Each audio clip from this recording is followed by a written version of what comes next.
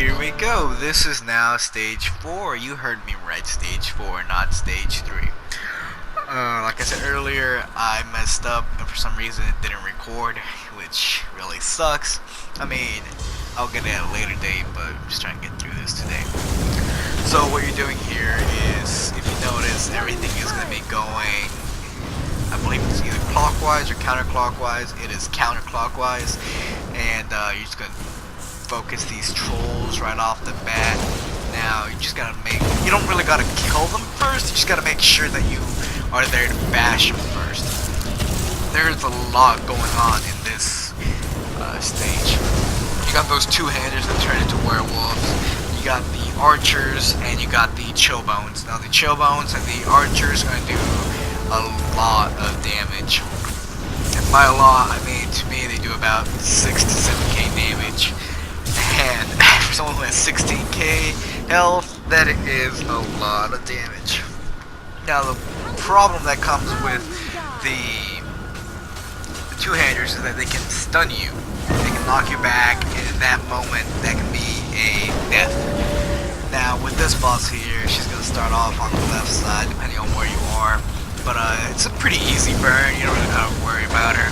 Now there's an animation that doesn't show, but you can hear it. You can hear like small chinks, and like whenever you, I don't know if you've ever done this, but if you hear like a rendering slash or a knife blade, you can hear like that metallic sound.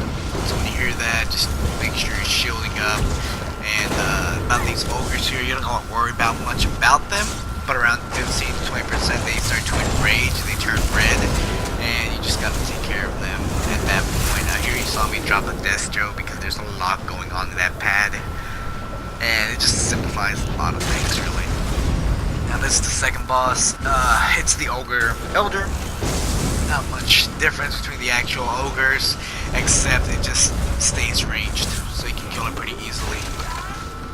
But like I said, when it comes to these trolls, just drop AoEs and you should be able to kill them. They don't have much health, and if you are between rounds, you don't even gotta waste much abilities on them. Just drop your elemental blockade, heavy attack, light attack, do what you need to. Now these Atros, these frost Atros, they do have a lot of health, so you have to be careful with them, and they can hit hard if you get into their AoEs, but they're cone shaped and you can see them pretty well, so they're pretty easy to avoid. But like always, the main thing you gotta worry about are those chillbones, because they stay all the way back there, and you just gotta be careful with them. They do a lot of damage. So that's what I was saying earlier. Always watch out for archers. That's the mentality you gotta have for this round. It's archers and chillbones. Now here you can see that I am not going directly for that troll yet. I'm just having everything burning down in that AoE. And here, just that's why this is why I prefer force pulse. It's because it's a ranged ability. And this part is very tricky because it's gonna summon two giants, and those two giants, if you are unlucky, you can get one shot. Now you can see all that directional damage being thrown out. That's a move that they do. And ultimately, if you are a good distance from them, you can move around and avoid them. But if you're point blank, you just gotta shield up and hope it doesn't do as much damage. Now with this as well, they fear you, so that's a little problem. And like always, that chillbone can do a lot of damage, so be careful with those. And try to take them out as soon as possible. And now here we're gonna have some chillbones, some archers, some bears, and then the actual fucking giant. Oh, I apologize for my language. I guess now I gotta put explicit on my description. But yeah, it's this guy. All these giants can one-shot you, so you just gotta be really careful about that. They can all fear you. And here we're about to have the boss. First the troll is going to come out, and then the actual boss. This boss is a bit of a DPS race because you only have 3 pads. She breaks them around 80/70% depending on how you get her. She's like around 80% whenever she breaks my first pad. but you still gotta look out for these trolls. So just drop some AoEs near there. Make sure you get those archers, chobones, and two-handers first. The boss can just take hits from the AoEs. If you have a Destro or an Atro, you can drop it right off the bat, and it'll just do wonders for the health. Now, one big way you can tell that she's going to break the pad isn't that AoE, but it's close, right there. As you see, she turns red like a red aura around her. It's like whenever a monster goes enraged. But here, that's just the warning to say, get out of this pad. It's about to be crushed. Because, I don't know if you noticed, but you can see this frost surrounding my screen.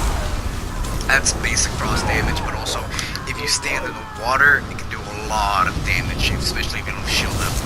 So there was a troll, I took my time towards it, put my AoEs down, and as you can tell, I'm also focusing that chobone in the back because those guys can be, like I said, deadly, very, very bad.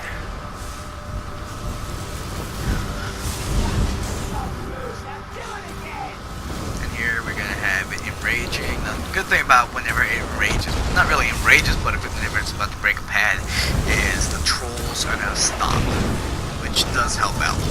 But just always keep moving, don't stand in your place, because that can really put a bad habit, and that's not really always good, staying in one area. Of course, like for stage 1 or 2, that is fine, but for this stage, you can just gotta keep moving. Now here, I got lucky. For some reason, I don't know why my DPS was going that high. It's mainly because I wasted my ult at the beginning, but overall we did get that completion. But yeah, you gotta be careful. It is DPS race at the last pad, so just drop whatever you have on that boss. So grab the chest, grab the soul gems, grab the gold, move on.